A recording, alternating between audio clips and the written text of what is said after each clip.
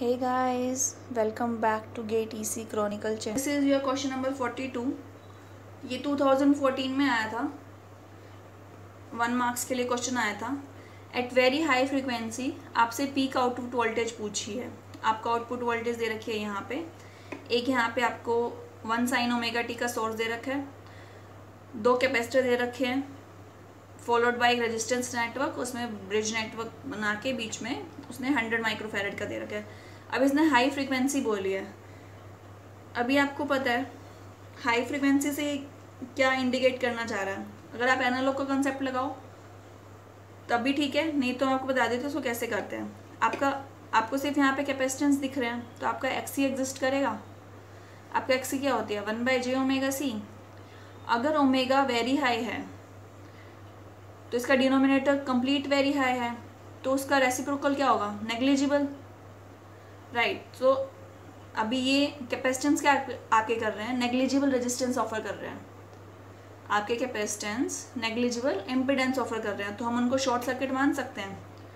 So short circuiting all capacitors we get R circuit as this is plus minus 1 sin omega t का है. ये आपका capacitor यहाँ पे शॉर्ट हो गया, यहाँ पे शॉर्ट हो गया, followed by 1 kilo ohm and 1 kilo ohm. ये वाला कैपेसिटर भी आपका शॉर्ट सर्किट हो गया. This is 1, this is 1, right. और आपका यहाँ पे आ गया V0. ये सारे 1 के आपके बच गए. अभी V0 क्या है, इसके अक्रॉस है सिर्फ. अगर मैं देखूँ तो यही सेम V0, अगर यहाँ पे V0 है तो यहाँ पे भी V0 ही होगी. मतलब ये दोनों शॉर्ट सर्किट हो गए ना, तो इस ब्रांच के अक्रॉस V0 होगी. अगर मैं रेजिस्टेंस नेटवर्क सॉल्व करूँ so this is 1 parallel 1/2, so the final circuit comes out to be plus minus sin omega T. आपको एग्जाम में बार बार ड्रॉ नहीं करना. आपको ये दिख रहा है कि यहाँ पे 1/2 आएगा और यहाँ पे भी 1/2 आएगा और आपको इसके अक्रॉस V0 पूछा हुआ है, राइट. और आपको पता है कि मेरी पैरेलल में वोल्टेज सेम रहती है. अगर इस ब्रांच में 1 sin ओमेगा टी है तो इस ब्रांच में भी 1 sin ओमेगा टी होगी. पैरेलल में मेरी वोल्टेज सेम रहती है.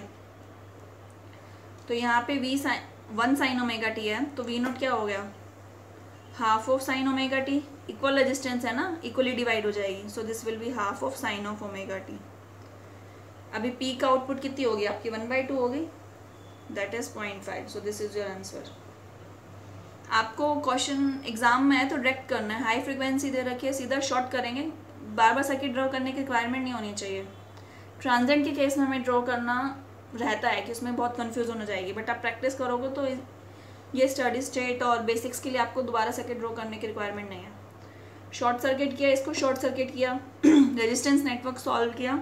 V0 हमें पता था इसके अक्रॉस है तो हमने पैरेलल में वोल्टेज सेम रहती है वाला कॉन्सेप्ट यूज़ करके हमने V0 की फाइनल वैल्यू निकाल दिया. So this was your question number 42. Now let's move on to question number 43.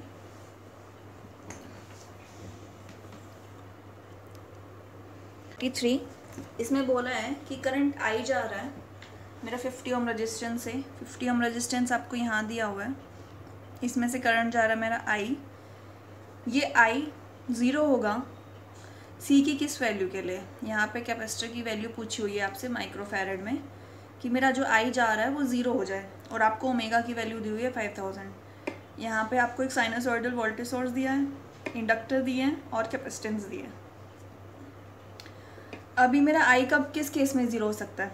अभी यहाँ से तो आई आया, सीरीज़ में आ रहा है, यहाँ पे भी सेम आई रहेगा. अभी आई मेरा 0 तब होगा जब ये वाला जो इम्पिडेंस का पार्ट है मेरा ये इनफाइनाइट हो जाए. इनफाइनाइट हो जाएगा मतलब ये मेरा Z जो इनफाइनाइट हो जाए, दैट इज़ ये वाला पार्ट मेरा ओपन सर्किट हो जाए. अगर मैं सर्किट को अगर थोड़ा सा रेंडमली ड्रॉ करूँ so this will be like, यहाँ से जब ये ओपन हो जाएगा कुछ करंट जाएगा ही नहीं तो इस केस में मेरा आई की वैल्यू 0 हो जाएगी. ये ओपन सर्किट कब होगा, जब ये वाला मेरा इक्विवेलेंट रजिस्टर इनफाइनाइट के इक्वल हो, राइट. अभी आपको पता है एल के लिए हमारा XL एग्जिस्ट करता है और XC एग्जिस्ट करता है कैपेसिटेंस के लिए. This is j omega L, this is 1/j omega C. आपको ओमेगा की वैल्यू क्या दे रखी है 5000. सो this is j into 5 into 10⁻³ लिख दिया. और L दे रहा है आपको 1 मिली, तो दिस इज 5j, राइट. और आपका XC कितना हो गया, एक्सी तो हमें फाइंड आउट करना ही है, तो हम इसको एक्सी रहने देते हैं, बाद में विल सॉल्व दिस एक्सी से निकाल के। सो इफ़ आई सी, अगर मैं ये वाला ही इम्पिडेंस ड्रॉ करूँ Z, ये आपका क्या होगा, यहाँ पे आपका 5J, यहाँ पे भी आपका 5J और यहाँ पे आपका XC, राइट। सो ये Z, ओवरऑल Z की वैल्यू क्या होगी, 5J plus XC in parallel with 5J, ये दोनों सीरीज में हो गए 5J के साथ पैरेलल में, ठीक है। Now if I solve 5J plus XC into में 5J डिवाइडेड बाय दोनों का sum 5J plus 5J 10J plus XC, right. अभी ये मुझे करना है इनफाइनाइट के, this must equals to infinite. अब इनफाइनाइट को मैं 1/0 लिख सकती हूँ, ठीक। अब मैं इसको अगर कंपेयर करूँ, so this comes out to be 5J plus XC into में 5J divided by 10J plus XC, right. Now cross multiplying, so this comes out to be XC equals to XC plus 10J equals to 0। So आपका XC आ गया minus 10J, but ये आपका XC आपका किसके बराबर है, 1/j omega C के। सो this is 1/j omega C, right.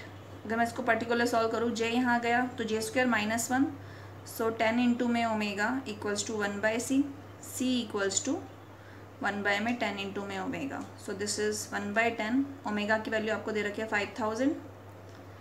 आपसे पूछा माइक्रोफेरेड में, 4 हमारे पास हैं, 2 से हमने और मल्टीप्लाई किया और 2 से और मल्टीप्लाई किया। So this comes out to be 1/5 था, तो दिस इज 0.2 और this comes out to be 20 microfarad, right. So this was question number 43। What we did, current को हमें 0 करना था। अभी हमें पता है कि करंट तभी फ्लो नहीं करेगा जब मेरा नेटवर्क कहीं से ओपन सर्किट हो जाए, मेरा सर्किट कंप्लीट नहीं होना चाहिए करंट फ्लो कराने के लिए। तो अभी मुझे दिख रहा था अगर यहाँ से आई जा रहा है तो सीरीज़ में तो कुछ कनेक्शन टूट ही नहीं सकता, तो मैंने ये पार्ट कंसीडर किया जिसमें Z मेरा इन्फिनिटी होना चाहिए।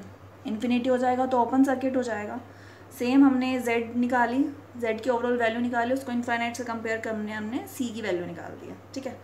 सो this was question number 43। Now let's move on to question number 44। Question number 44, इसमें आपको दिया है एक RLC सर्किट जो साइनोसॉइडल करंट सोर्स से कनेक्टेड है, ठीक। यहाँ पे कुछ वैल्यू दे रखी है आपको साइन ओमेगा टी की, राइट। और आपसे पूछा है रेजोनेंस पे IL और IR के करंट का एम्पलीट्यूड का रेशियो बताओ आप, मैग्नीट्यूड पूछे। आपको R की वैल्यू दे रखी है, L की वैल्यू दे रखी है, C की वैल्यू दे रखी है। अब रेजोनेंस है, सर्किट रेजोनेंस पे है, that means XL equals to XC है और आपका ओमेगा क्या हो गया 1/√LC। सो आपकी ओमेगा की वैल्यू क्या आ गई यहाँ से 10 इंटू में 10⁻³ इंटू में 10 इंटू में 10⁻⁻6, right. So this comes out to be 1/10⁻⁻7 under the root. Now आपसे पूछे IL।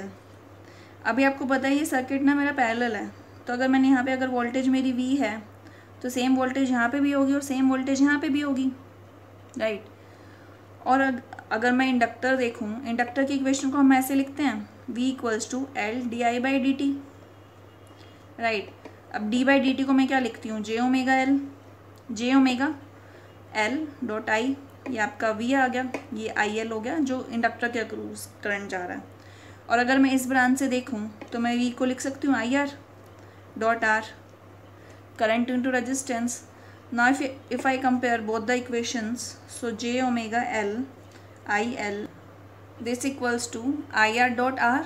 सो आपसे IR पूछा, IL/IR अगर मैं मैग्नीट्यूड लूँ सो दिस इज R/ω_L, मैग्नीट्यूड में आपका J खत्म हो जाता है।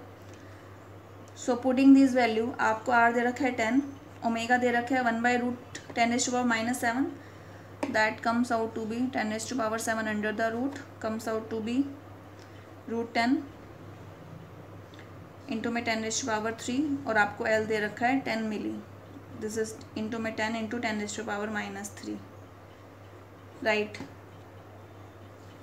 सो इफ आई सॉल्व, ये आपका आ जाएगा 1/√10, so this comes out to be 0.316।